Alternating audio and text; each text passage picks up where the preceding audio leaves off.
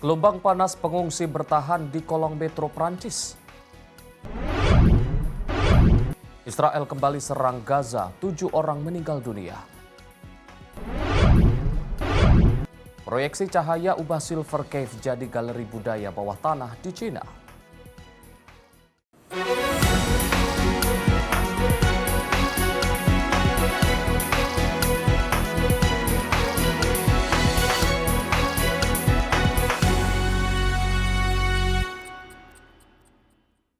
Halo pemirsa, sorotan dunia kembali hadir menemani Anda dengan beragam informasi seputar peristiwa hingga isu global dari berbagai belahan dunia.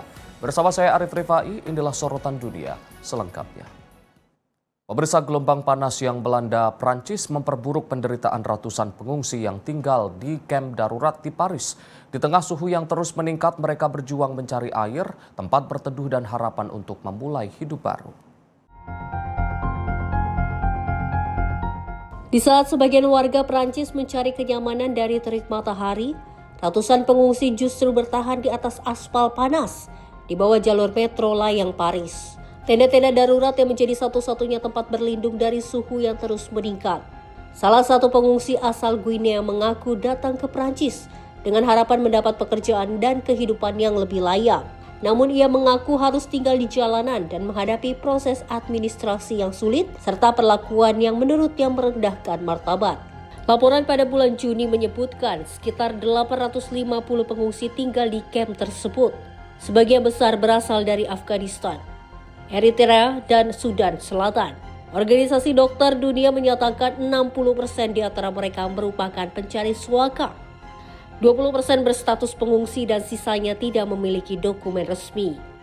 Kondisi mereka semakin berat saat gelombang panas melanda Prancis. Suhu di Paris mencapai 36,7 derajat Celcius pada akhir pekan, memaksa para pengungsi mencari tempat teduh dan sumber air untuk bertahan.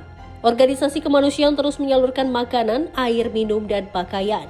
Namun para pengungsi mengaku bantuan yang datang masih belum mencukupi kebutuhan mereka.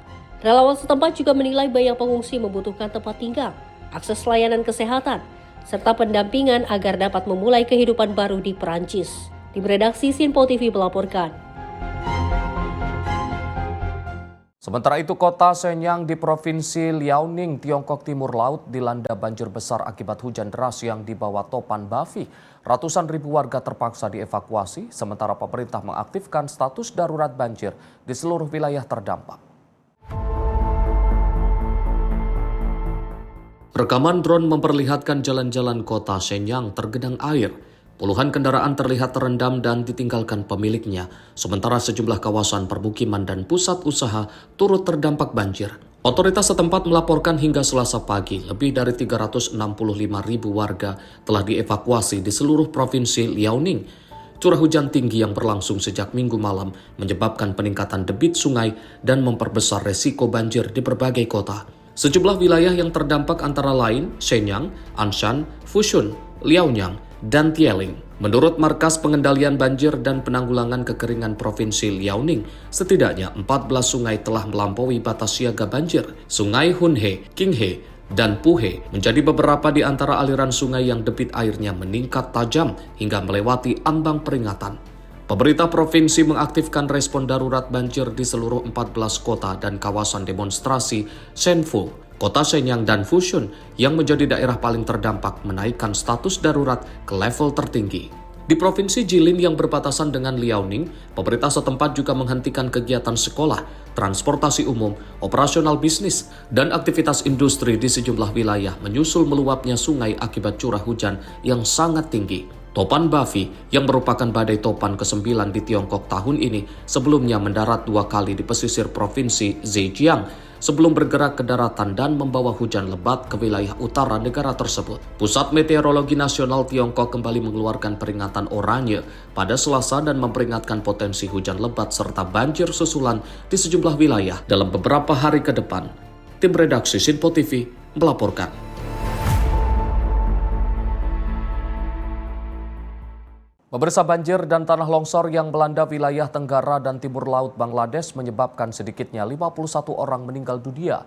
Bencana yang dipicu hujan monsun lebat ini juga telah mempengaruhi lebih dari 1 juta penduduk.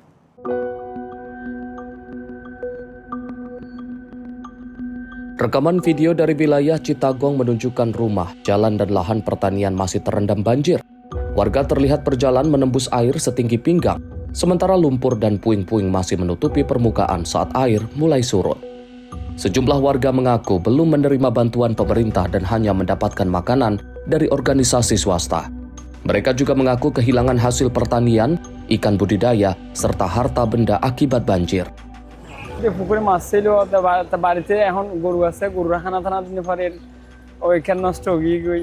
তারপরে বর্গীয় দিন আছে এটা পানি উড়ে গেলে এতনের মধ্যে কি হয়ে গিয়ে ওনার খেরও নষ্ট হয়ে গই। তারপরে ওই আজ মৌসুম করছিলাম প্রায় 1.5 মতো, 22-23 ঘন্টা মতো। Warga lain menyebut luapan air dari perbukitan dan buruknya sistem drainase memperparah banjir yang melanda kawasan tersebut. Kementerian Manajemen Bencana dan Bantuan Bangladesh melaporkan total 51 orang meninggal dunia di 7 distrik. Cox's Bazar menjadi daerah dengan korban terbanyak disusul Citagong, Bandarban, Rangamati, dan Molvi Bazar. Pemerintah juga menyatakan sebanyak 59 subdistrik terdampak banjir. Lebih dari 1.000 tempat pengungsian telah dibuka dan menampung lebih dari 38.000 warga. Hingga 11 Juli diperkirakan sekitar 1,07 juta penduduk terdampak dan lebih dari 36.000 orang masih mengungsi. Sementara itu, operasi evakuasi dan penyaluran bantuan terus dilakukan untuk menjangkau daerah yang masih terisolasi akibat jalan yang terputus dan terendam banjir. Tim redaksi Sinpo TV melaporkan. Sementara itu, pemirsa, di tengah puing-puing gempa dahsyat yang meluluh lantakkan Venezuela, sebagian warga memilih mencari barang bekas yang masih bernilai jual. Hasilnya digunakan untuk memenuhi kebutuhan hidup dan memberi makan keluarga.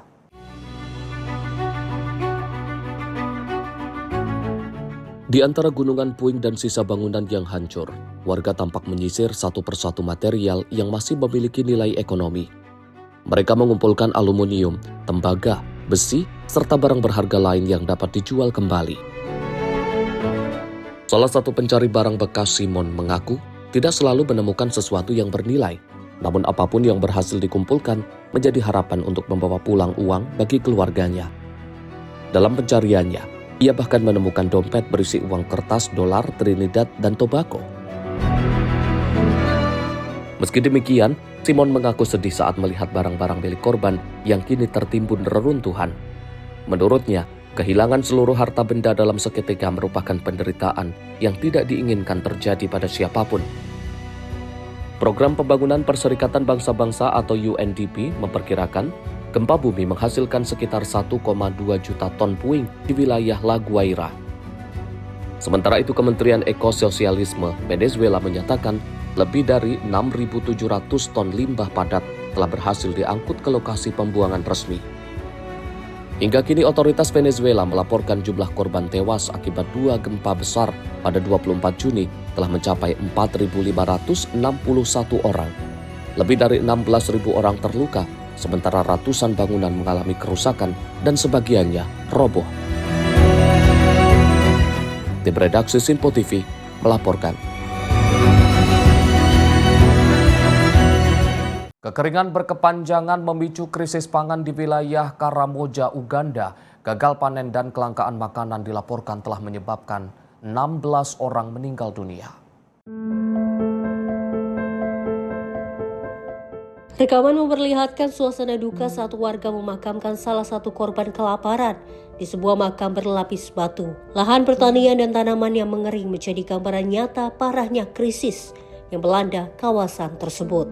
Sejumlah warga mengaku sudah berbulan-bulan tidak mendapat hujan, sehingga seluruh tanaman gagal panen dan sumber penghasilan mereka hilang. Seorang warga bahkan mengaku kehilangan anaknya akibat kelaparan dan kini hanya bisa menunggu nasib serupa. Otoritas Penanggulangan Bencana Karamoja menyatakan, kekeringan mulai terjadi sejak bulan Mei. Bencana ini telah mempengaruhi lebih dari 4.000 kepala keluarga dan merusak lebih dari 4.000 hektar lahan pertanian di salah satu wilayah. Hingga saat ini sebanyak 16 orang dilaporkan meninggal dunia akibat krisis pangan ini. Pemerintah Uganda menyatakan bantuan pangan darurat telah didistribusikan ke daerah-daerah yang paling terdampak. Sementara pasokan bantuan tambahan sedang dipersiapkan seiring memburuknya kondisi. Menurut penilaian terbaru Integrated Food Security Base Classification atau IPC, hampir 473.000 penduduk Uganda saat ini menghadapi krisis ketahanan pangan akut. Tim redaksi Sinpo TV melaporkan. Kecelakaan maut terjadi di kota Santiago, Chile pada Selasa dini hari. Sebuah mobil pick-up menabrak bus transportasi umum hingga memicu kebakaran hebat.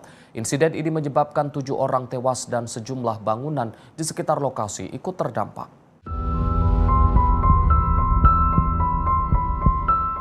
Rekaman di lokasi kejadian memperlihatkan mobil pick-up dan bus transportasi umum dalam kondisi hangus terbakar. Sejumlah pertokoan dan bangunan komersial di sekitar titik tabrakan juga mengalami kerusakan akibat kebakaran yang terjadi setelah benturan. Tim pemadam kebakaran, petugas medis, dan kepolisian diterjunkan ke lokasi untuk menangani insiden tersebut. Proses evakuasi dan pengamanan kawasan berlangsung selama beberapa jam. Menurut pihak berwenang, sebelum kecelakaan terjadi, petugas polisi berupaya memeriksa kelompok orang di dalam mobil pick-up yang diduga sedang mengonsumsi minuman beralkohol di ruang publik.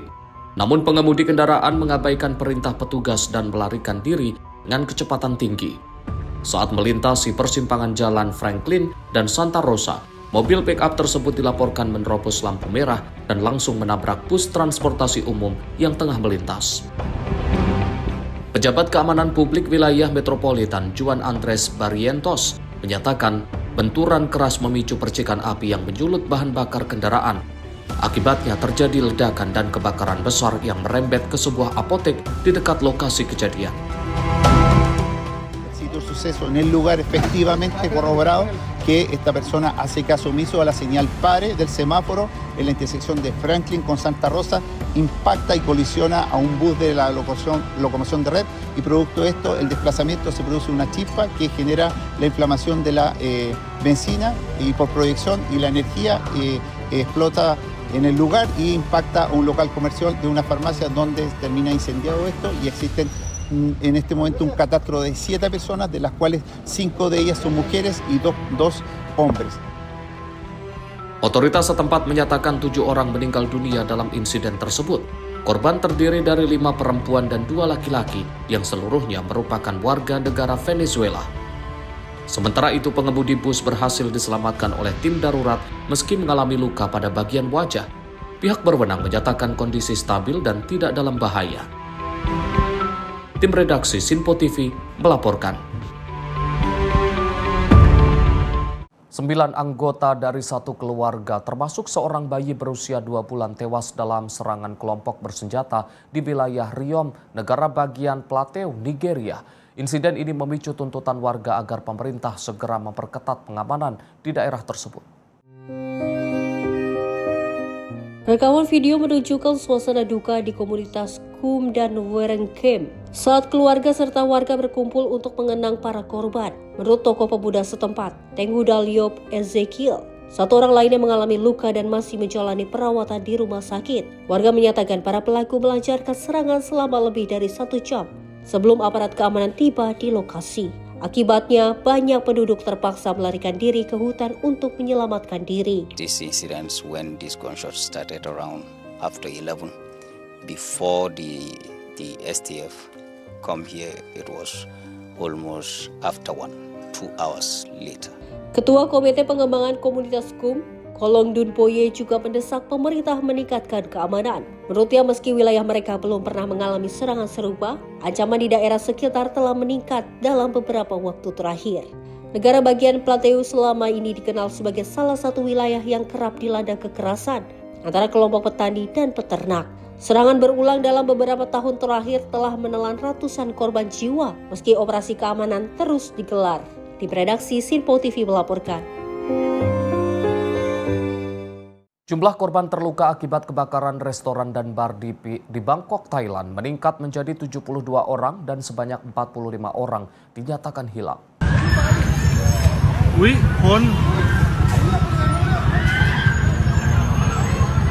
Pusat Bantuan dan Koordinasi Administrasi Kota Bangkok mengatakan jumlah korban terluka akibat kebakaran di restoran dan bar Rongbirna Lat Prau di Chatuchak, Bangkok bertambah menjadi 72 orang, di mana sebelumnya tercatat ada 63 orang terluka. Sementara ada 45 orang lainnya yang juga masih dinyatakan hilang dalam insiden ini. Dari 72 orang yang terluka, 25 diantaranya dalam kondisi serius dan masih menjalani perawatan di rumah sakit. Diketahui media Thailand melaporkan bahwa tempat tersebut memiliki izin sebagai restoran dengan pertunjukan live music dan memiliki 2 pintu keluar darurat. Pihak otoritas setempat sedang menyelidiki apakah salah satu pintu keluar tersebut terhalang ketika kebakaran terjadi. Perdana Menteri Thailand Anutin Chanvirakul mengatakan sebagian besar korban meninggal karena menghirup asap dari saklar pemutus listrik yang juga meledak dan terbakar. Sebagian besar korban berlari ke toilet tanpa jalan keluar dikarenakan panik akibat kepulan asap dan api. Sementara itu, Kementerian Luar Negeri Republik Indonesia menyampaikan tidak ada korban WNI dalam tragedi kebakaran tersebut. Tim redaksi Simpo TV melaporkan.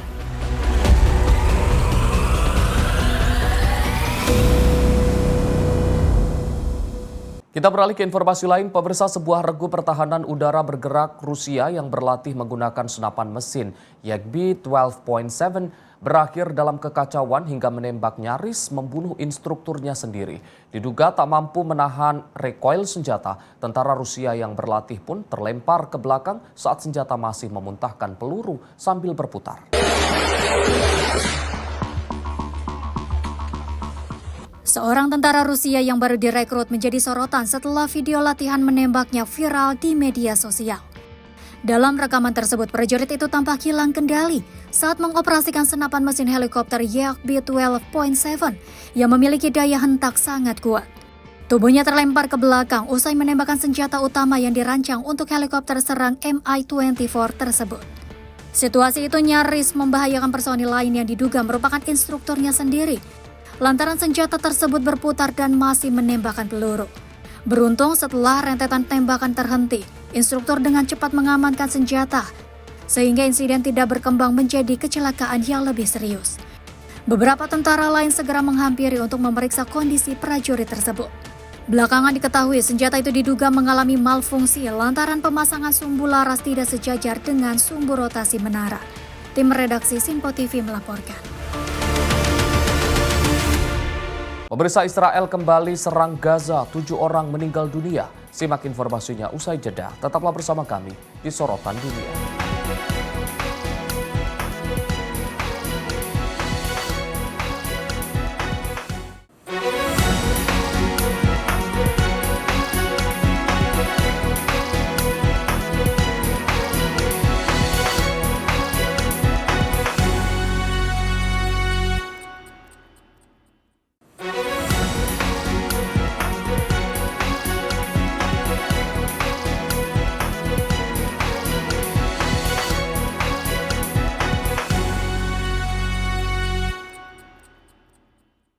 Pemirsa, Anda kembali menyaksikan Sorotan Dunia. Informasi kami lanjutkan. Menteri Luar Negeri Rusia Sergei Lavrov menuduh Ukraina berupaya mengganggu distribusi pangan Rusia ke negara-negara Afrika melalui serangan di Laut Azov dan Laut Hitam. Meski demikian, Lavrov menegaskan Rusia akan tetap memenuhi komitmen pengiriman pangan kepada negara-negara Afrika. Dalam konferensi pers usai bertemu dengan Menteri Luar Negeri Chan, Abulafay Yasmir Davol-Lavrov menyebut tindakan Ukraina bukan lagi sekedar pembajakan, melainkan bentuk terorisme yang bertujuan merugikan dan mengintimidasi Rusia. Lavrov menuduh Ukraina juga bekerja sama dengan kelompok ekstrim di Afrika untuk melemahkan pengaruh Moskow di kawasan tersebut. Namun ia menegaskan Rusia akan tetap menyalurkan pasokan pangan kepada negara-negara Afrika, baik melalui kontrak dagang maupun bantuan kemanusiaan. Москва прежде всего работает над тем, как подчеркнул вот снова вчера и в других ситуациях президент, работает над тем, чтобы все это прекратить. И это, понимаете, это уже даже не пиратство, чем занимается украинский режим. Пираты хотя бы они грабят и себе забирают. А здесь ни себе, ни людям просто вот нанести ущерб, запугать чистой воды терроризм, который проявляется не только в Азовском море, и в Черном море, кстати сказать, и на африканском континенте. Везде, где украинцы видят возможность нанести ущерб, как они считают, Российской Федерации, они будут блокироваться с кем угодно. И с африканскими экстремистами, которые пытаются свергать народные легитимные режимы в Африке, да и с любыми другими отбросами общества. Lavrov juga menyatakan infrastruktur pipa gas Blue Stream menuju Turki berulang kali menjadi sasaran serangan. Rusia pun mendesak Turki memberikan tanggapan tegas terhadap insiden tersebut. Selain itu, Lavrov menegaskan Rusia terus memberikan dukungan keamanan kepada sejumlah negara Afrika, termasuk Mali dan Niger melalui Afrika Corps untuk membantu menanggulangi ancaman terorisme di kawasan. Tim redaksi Sinpo TV melaporkan. Presiden Rusia Vladimir Putin menegaskan Moskow akan memberikan balasan yang jauh lebih kuat atas setiap serangan Ukraina ke wilayah Rusia. Pernyataan itu disampaikan Putin saat menghadiri forum Front Populer di Moskow, Senin. Dalam pidatonya, Putin menyatakan setiap serangan yang menargetkan wilayah Rusia akan dibalas dengan kekuatan yang lebih besar. Menurutnya, pihak Ukraina akan terus merasakan dampak dari respons yang diberikan Moskow. Putin juga menyinggung kondisi sektor energi Rusia yang menjadi sasaran serangan dalam beberapa bulan terakhir. Meski mengakui serangan tersebut menimbulkan gangguan sementara terhadap pasokan produk minyak, ia menegaskan fondasi sistem energi Rusia tetap kuat dan situasi akan berangsur membaik. Наши ответы всегда будут зеркальными, куда бы они пытались наносить удар на территории Российской Федерации. Мы будем отвечать зеркально, только в несколько раз мощнее. Противник будет это чувствовать, уже чувствовать, надеюсь, и будет чувствовать это в дальнейшем с нарастающей мощностью. Putin menambahkan pemerintah Rusia kini mulai membangun sistem pasokan baru yang dinilai lebih tahan terhadap serangan. Langkah tersebut dilakukan untuk meningkatkan ketahanan infrastruktur energi nasional. Sejak awal Mei, Ukraina dilaporkan melancarkan serangan skala besar ke sejumlah kilang minyak dan fasilitas infrastruktur energi di berbagai wilayah Rusia. Data Rosstat menunjukkan harga bensin meningkat di 82 wilayah Rusia pada periode 23 hingga 29 Juni, menyusul gangguan tersebut. Tim redaksi Sinpo TV melaporkan. Kendaraan militer Israel terlihat kembali bergerak di wilayah Lebanon Selatan Selasa siang. Aktivitas ini terjadi di tengah berlangsungnya putaran ke-6 perundingan antara Lebanon dan Israel di Roma, Italia. Konvoi kendaraan militer Israel terlihat melintas di dekat desa Zautar al-Sarkiyah, distrik Nabi Teh, Lebanon Selatan. Kepulan asap juga terlihat membumbung dari sejumlah titik di kawasan tersebut. Menurut Kantor Berita Nasional Lebanon atau NNA, pasukan Israel membakar sejumlah rumah di desa Zautar al-Sarkiyah pada Selasa dini hari. NNA juga melaporkan adanya pergerakan pasukan Israel di kawasan Zautar al-Garbiyah dan Zautar al-Sarkiyah yang disertai tembakan senapan mesin. Sebelumnya, pihak Israel menyatakan akan terus melakukan operasi di Lebanon Selatan untuk menghilangkan ancaman terhadap pasukan dan warga sipil Israel. Perkembangan ini terjadi saat putaran ke-6 perundingan antara Lebanon dan Israel sedang berlangsung di kota Roma, Italia. Berdasarkan data terbaru otoritas Lebanon, operasi militer Israel sejak 2 Maret telah menyebabkan lebih dari 4.300 orang tewas dan lebih dari 12.000 orang lainnya terluka. Meski kedua negara telah menandatangani kerangka kesepakatan yang dimediasi Amerika Serikat pada 26 Juni lalu, kondisi keamanan di Lebanon Selatan masih tegang. Dalam kesepakatan tersebut, tentara Lebanon akan secara bertahap mengambil alih pengendalian wilayah setelah penarikan pasukan Israel. Namun Hezbollah menolak kesepakatan itu dan menyatakan upaya pelucutan senjata secara paksa dapat memicu konflik sipil serta menegaskan akan terus melanjutkan operasinya. Tim redaksi Sinpo TV melaporkan. Sementara itu, pemirsa, sejumlah mural baru bermuatan pesan anti Amerika Serikat dan Israel muncul di lapangan Palestina, Teheran pada Selasa. Karya seni ini hadir di tengah memanasnya kembali konflik militer antara Iran dan Amerika Serikat di kawasan Timur Tengah. Salah satu mural berukuran besar menutupi fasad sebuah gedung dengan menampilkan ilustrasi gedung putih yang dilalap api. Di bagian depannya terlihat peti mati berbalut bendera Amerika Serikat yang menampilkan foto Presiden Donald Trump dan sejumlah pejabat lainnya. Di samping ilustrasi tersebut, terpasang sebuah slogan berbunyi darah dibalas darah, mata dibalas mata. Sementara layar digital di kawasan itu menampilkan pesan-pesan lain, termasuk menuju puncak tanpa berhenti, serta kutipan yang dikaitkan dengan Imam Hussein. Lapangan Palestina di Teheran selama ini dikenal sebagai lokasi pemasangan mural dan instalasi politik yang menyoroti isu-isu terkait Amerika Serikat dan Israel. Tampilan mural di kawasan tersebut kerap berubah mengikuti perkembangan situasi politik dan keamanan di Timur Tengah. Pemasangan mural terbaru ini berlangsung saat Amerika Serikat terus melancarkan serangan udara terhadap sejumlah target di Iran. Di saat yang sama, Teheran melakukan serangan balasan yang menargetkan fasilitas militer Amerika Serikat di kawasan. Di tengah meningkatnya ketegangan, militer Amerika Serikat juga mengumumkan rencana pemberlakuan kembali blokade terhadap lalu lintas maritim menuju dan dari pelabuhan Iran. Sementara itu, Korps Garda Revolusi Islam Iran menolak langkah tersebut dan menegaskan bahwa jalur perairan itu merupakan wilayah mereka.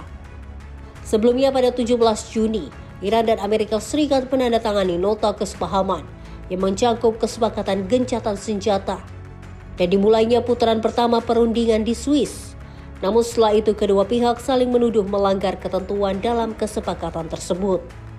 Tim redaksi Sinpo TV melaporkan. Media pemerintah Iran menayangkan rekaman puing-puing drone yang diklaim berhasil ditembak jatuh oleh sistem pertahanan udara di atas kota Bandar Abbas pada Selasa dini hari. Insiden ini terjadi di tengah memanasnya ketegangan antara Iran dan Amerika Serikat. Rekaman yang ditayangkan televisi pemerintahan Iran memperlihatkan pecahan drone yang disebut berhasil dihancurkan oleh sistem pertahanan udara di atas Bandara Abbas. Hingga kini tanggal pasti rekaman, lokasi rinci dan asal-usul drone tersebut belum dapat dikonfirmasi secara independen.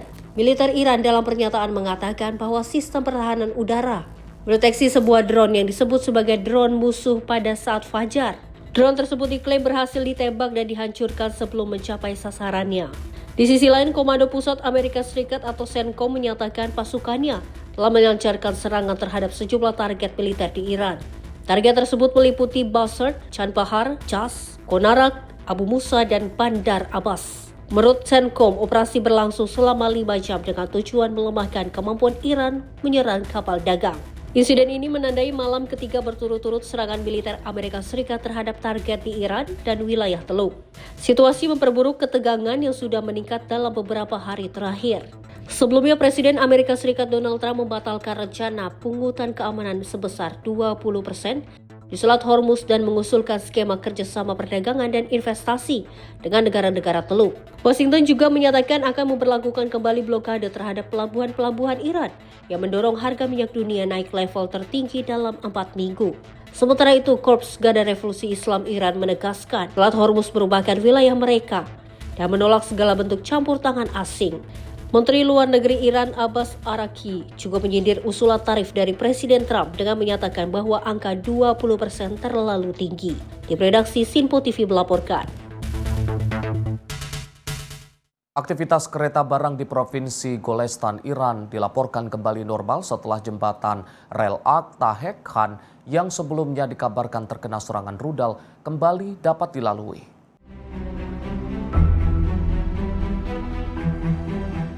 Rekaman televisi CNN memperlihatkan sebuah kereta barang melintasi jembatan rel di Akala. Beberapa hari terakhir, struktur tersebut dilaporkan terkena serangan rudal jelajah.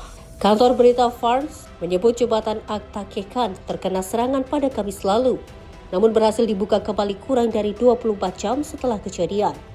Meski demikian, Komando Pusat Militer Amerika Serikat atau CENTCOM tidak memberikan konfirmasi bahwa jalur kereta tersebut menjadi sasaran serangan.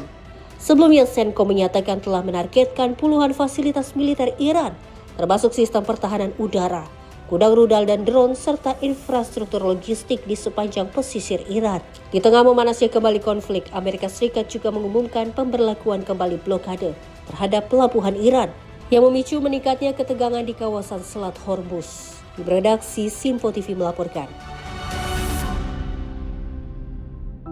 Pemirsa, serangan udara Israel menghantam sebuah pos pemeriksaan di kamp pengungsi Jabalia, Gaza Utara. Serangan ini menyebabkan 7 orang meninggal dunia dan memicu kembali ketegangan di tengah konflik yang masih berlangsung. Rekaman memperlihatkan ambulans membawa jenazah dan korban luka ke rumah sakit Al-Shifa di kota Gaza. Warga yang berduka berkumpul di sekitar jenazah yang dibungkus selimut dan kantung jenazah. Sementara prosesi pemakaman salah satu korban berlangsung di tengah suasana haru. Kementerian Dalam Negeri dan Keamanan Nasional Gaza menyatakan 6 anggota kepolisian Palestina, termasuk seorang perwira, serta 1 warga sipil perempuan gugur dalam serangan tersebut. Pihaknya menyebut Israel menembakkan 4 rudal ke pos pemeriksaan pada Selasa pagi. Salah satu petugas ambulan menyatakan serangan di kawasan Al-Fallujah menyebabkan banyak warga sipil menjadi korban. Sementara itu, keluarga korban menuduh Israel menargetkan warga yang sedang menjalankan tugas menjaga keamanan.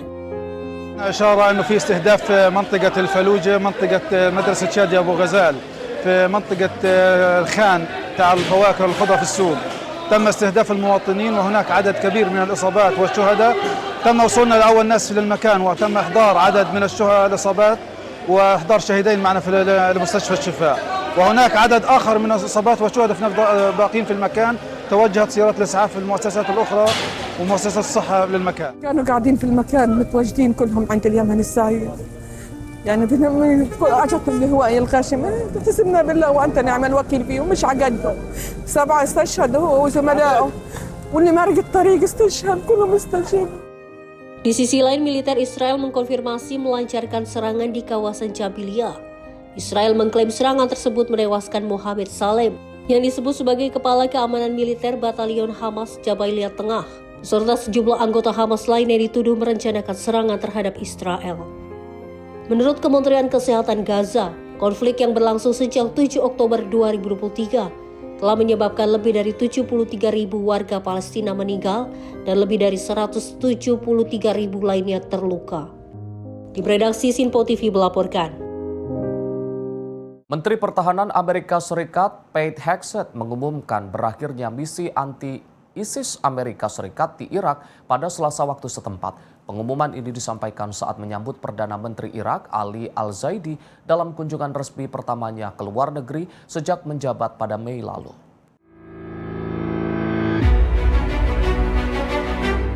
Rekaman memperlihatkan kedatangan Perdana Menteri Irak Ali Al-Zaidi di Pentagon sebelum menggelar pertemuan dengan Menteri Pertahanan Amerika Serikat Pete Hegseth.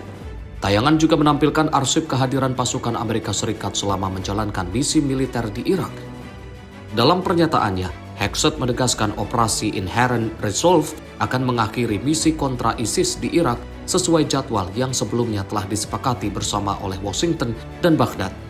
Operasi Inherent Resolve diluncurkan pada tahun 2014 setelah kelompok ISIS menguasai wilayah luas di Irak dan Suriah. Meski kelompok tersebut telah kehilangan kendali atas wilayah kekhalifahannya, pasukan koalisi internasional tetap berada di Irak dalam peran sebagai penasihat keamanan. Berdasarkan kesepakatan antara Amerika Serikat dan Irak, misi tersebut akan resmi berakhir pada 30 September mendatang.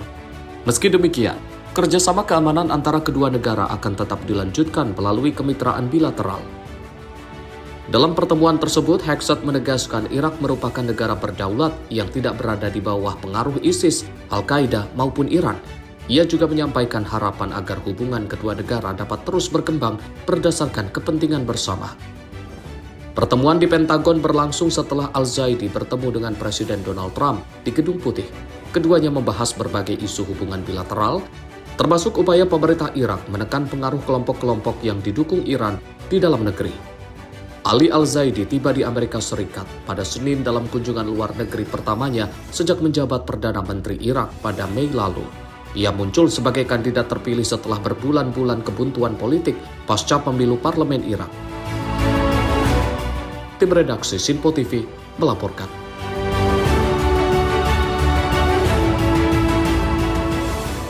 Pemirsa, proyeksi cahaya ubah Silver Cave jadi galeri budaya bawah tanah di Cina. Simak informasinya usai jeda. Tetaplah bersama kami di Sorotan Dunia.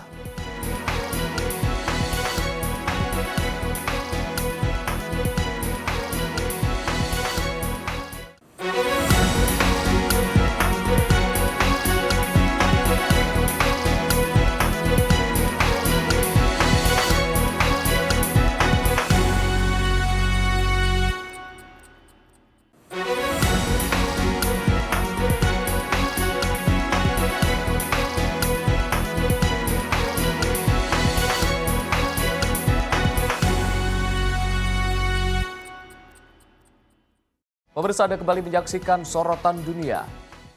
Kemenangan Spanyol atas Perancis di semifinal Piala Dunia 2026 disambut meriah oleh para pendukung La Roja di Dallas, Amerika Serikat. Sementara itu ribuan pendukung Perancis yang menyaksikan laga melalui layar raksasa di Paris harus menelan kekecewaan setelah tim kesayangan mereka tersingkir.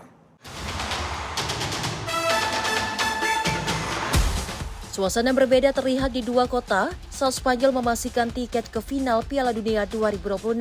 Di Dallas, Texas, puluhan ribu pendukung Spanyol memadati kawasan stadium sebelum pertandingan dan berpesta setelah La Roja menang 2 gol tanpa balas atas Prancis. Para pendukung Spanyol datang dengan mengenakan atribut merah kuning sambil menyanyikan yel-yel dukungan.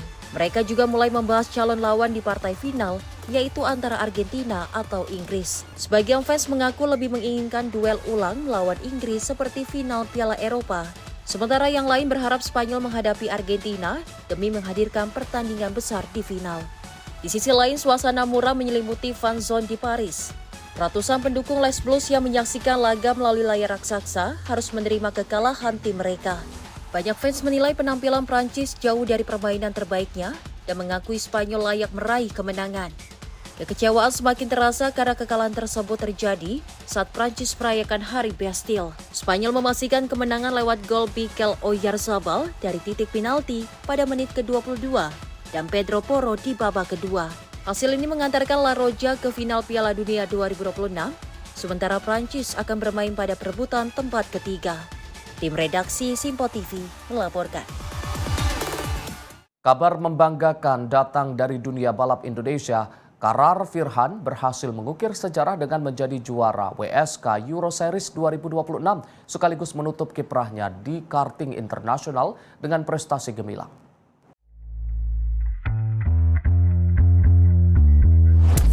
Pembalap muda Indonesia Karar Firhan mencetak sejarah dengan menjuarai WSK Euro Series 2026 kategori OK setelah menuntaskan putaran terakhir di sirkuit Cremona, Italia.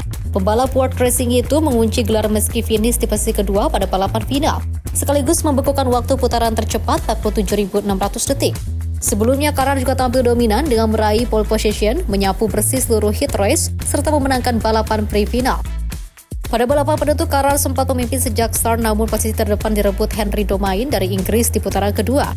Meski gagal memenangkan final, hasil tersebut sudah cukup memastikan Karar menjadi juara umum. Gelar ini menjadi penutup karir karting internasionalnya sebelum menjalani debut di British Formula 4 akhir Juli mendatang. Tim redaksi Simpo TV melaporkan.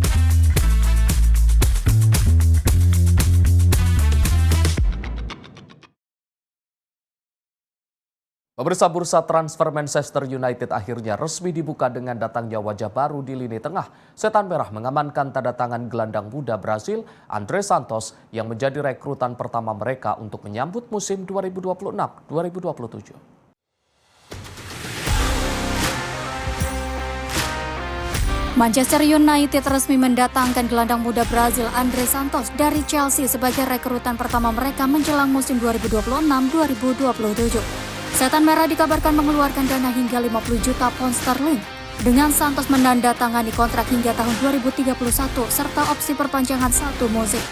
Gelandang berusia 22 tahun itu tampil dalam 43 pertandingan bersama Chelsea pada musim lalu dengan torehan 3 gol dan 4 assist. Kedatangannya diproyeksikan untuk memperkuat lini tengah Manchester United setelah kepergian Casemiro. Transfer ini juga menjadi rekrutan permanen pertama pada era pelatih Michael Carrick. Meski demikian, Manchester United masih terus berburu tambahan pemain tengah dengan Yori Tielemans dan Ederson masih masuk dalam daftar buruan klub. Tim redaksi Simpo TV melaporkan.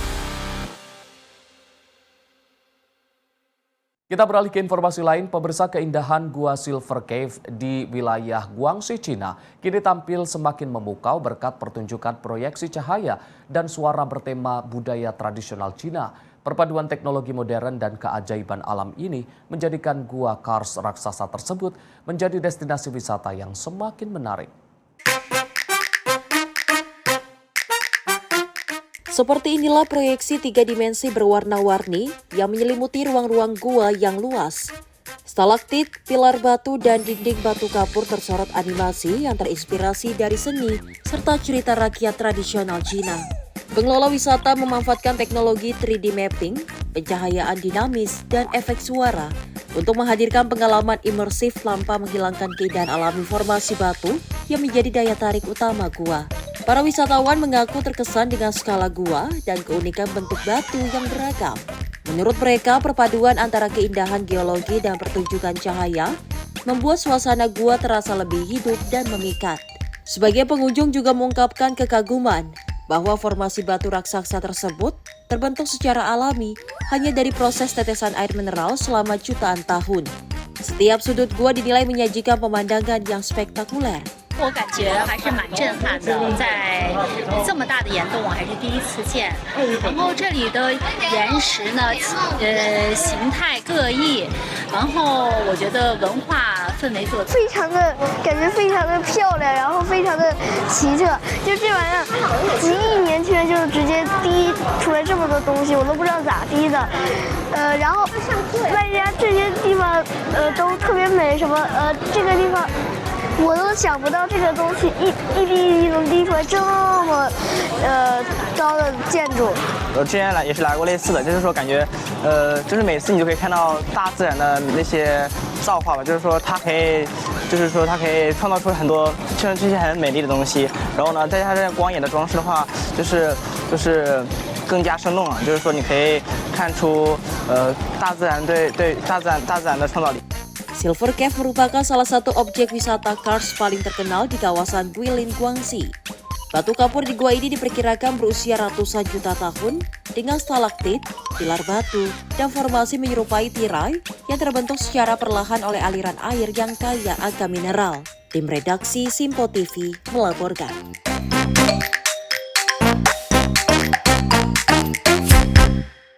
Sementara itu, pemirsa, hamparan bunga lupin berwarna ungu, merah muda, dan juga putih mengubah padang rumput Gulmarg di Kashmir menjadi lautan warna yang memukau. Keindahan musim mekar yang hanya berlangsung singkat ini menarik minat wisatawan dan fotografer dari berbagai penjuru.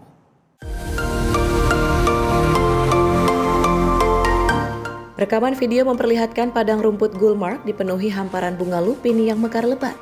Para pengunjung tampak berjalan di antara bunga-bunga tersebut sambil mengabadikan momen melalui foto dan video. Sejumlah wisatawan mengaku datang ke Gulmarg setelah melihat keindahan bunga lupin melalui rekomendasi teman dan media sosial. Mereka menilai pemandangan alam yang dipadukan dengan cuaca sejuk menjadikan kawasan ini layak disebut sebagai surga di bumi. Viralnya foto-foto hamparan lupin di media sosial membuat Gulmarg semakin ramai didatangi wisatawan, keluarga, dan para pecinta fotografi. Banyak pengunjung memanfaatkan kesempatan ini untuk mengabadikan keindahan musim mekar yang hanya berlangsung beberapa pekan setiap tahun. This is my fourth visit to Kashmir in last 10 years, and this time especially I have come only for lupin class. That is something which is seasonal, which is wild, which is completely nature. You can't grow it as separate, but then and it stays only for I believe 1.5-2 months. You will not find these lupins anywhere else in India, is what I believe. So. Lupin makes the valley completely purple, pink, white. It's a mix of beautiful shades and I believe it's splendid. Gulmarg yang secara harfiah berarti padang bunga, berada di distrik Baramulla, wilayah Jammu dan Kashmir. Kawasan ini terkenal sebagai destinasi ski saat musim dingin, namun berubah menjadi hamparan bunga berwarna-warni pada musim panas. Musim mekar bunga lupin biasanya berlangsung dari pertengahan Juni hingga akhir Juli. Selama periode tersebut, lereng-lereng hijau di bawah pegunungan Kashmir berubah menjadi landscape penuh warna yang menjadi daya tarik wisata alam di kawasan tersebut. Tim redaksi Simpo TV melaporkan. Pemirsa, ratusan peserta berlaga dalam kejuaraan dunia makan edamame tercepat di kota Magaoka, prefektur Niigata, Jepang. Kompetisi ini tak hanya menguji kecepatan, tetapi juga menjadi ajang mempromosikan hasil pertanian lokal serta menumbuhkan apresiasi terhadap para petani.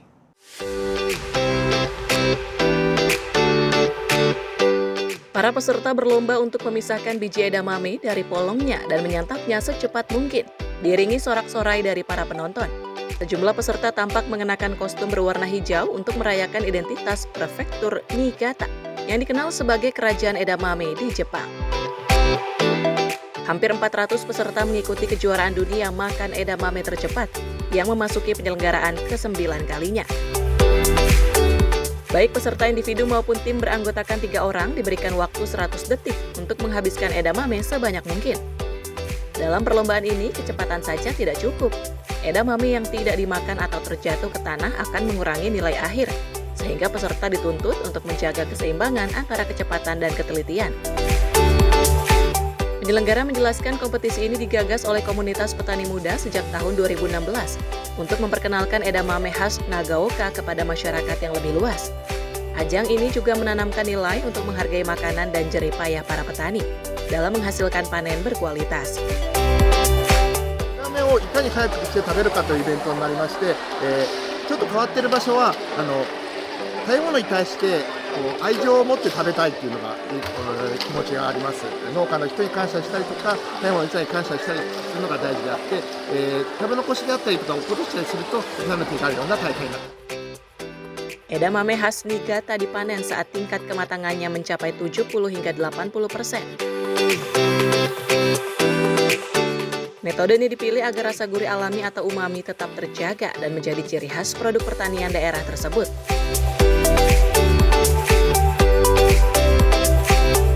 Tim redaksi Sinpo TV melaporkan.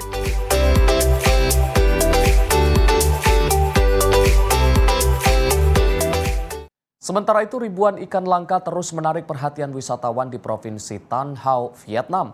Ikan yang dilindungi ini tak hanya menjadi daya tarik wisata, tetapi juga dianggap sebagai simbol budaya dan spiritual oleh masyarakat setempat.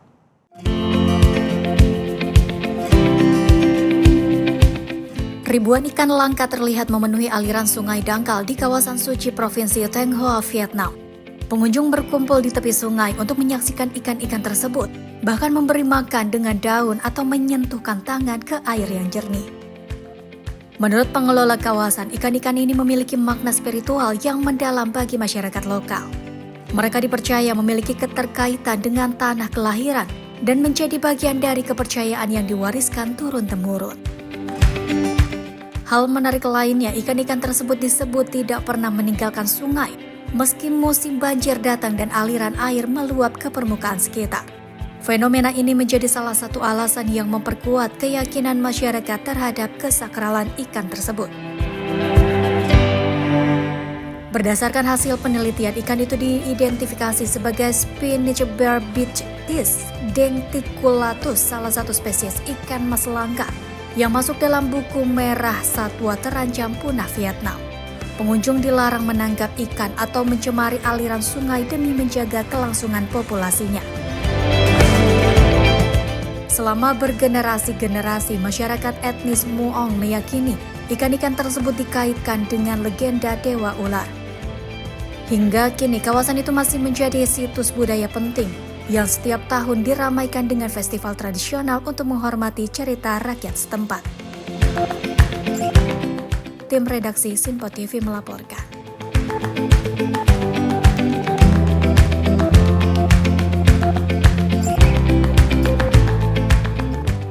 Pemirsa, Mudeng, kuda Nil kerdil yang viral di dunia maya merayakan ulang tahun keduanya. Perayaan ulang tahun ini digelar dengan acara spesial bertajuk Mudeng Happy Deng Day di Kebun Binatang Terbuka Khao Khao, Thailand.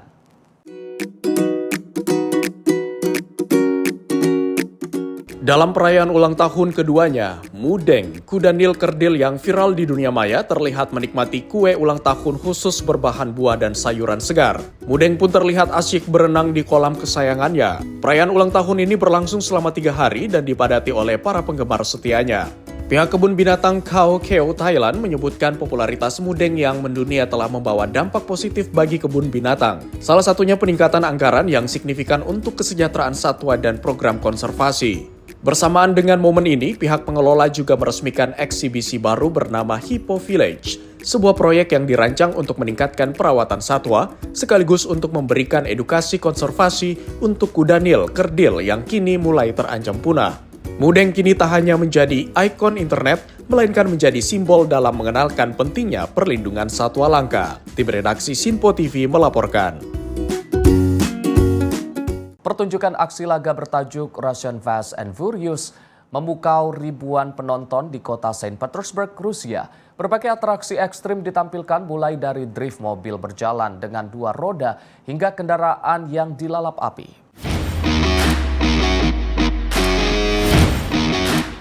Pertunjukan aksi laga Russian Fast and Furious digelar di kota Saint Petersburg, Rusia pada 3 hingga 5 Juli lalu. Rekaman menunjukkan para stuntman profesional memperagakan berbagai atraksi berisiko tinggi, mulai dari balapan mobil drift bersama, mobil berjalan dengan 2 roda, hingga aksi mobil dan sepeda motor yang dilalap api. Pencipta pertunjukan sekaligus Presiden Federasi Olahraga Ekstrem Rusia, Igor Panin mengatakan timnya berupaya mencetak rekor dunia melalui sejumlah atraksi yang belum pernah dilakukan sebelumnya. Salah satu aksi yang menjadi sorotan adalah seorang pengendara motor yang melaju hanya dengan roda belakang sambil menyandarkan kakinya di kap mobil BMW yang sedang melaju. Pengunjung mengaku terkesan dengan keberanian para stuntman yang menampilkan atraksi berbahaya di hadapan penonton. Setelah digelar di Saint Petersburg, pertunjukan Russian Fast and Furious dijadwalkan kembali hadir di Moskow pada 4 November 2026. Tim redaksi Simpo TV melaporkan. Pemirsa, informasi tadi sekaligus menutup sorotan dunia edisi kali ini. Saya Arif Rifai, mewakili seluruh kru yang bertugas mengucapkan terima kasih atas kebersamaan Anda. Sampai jumpa.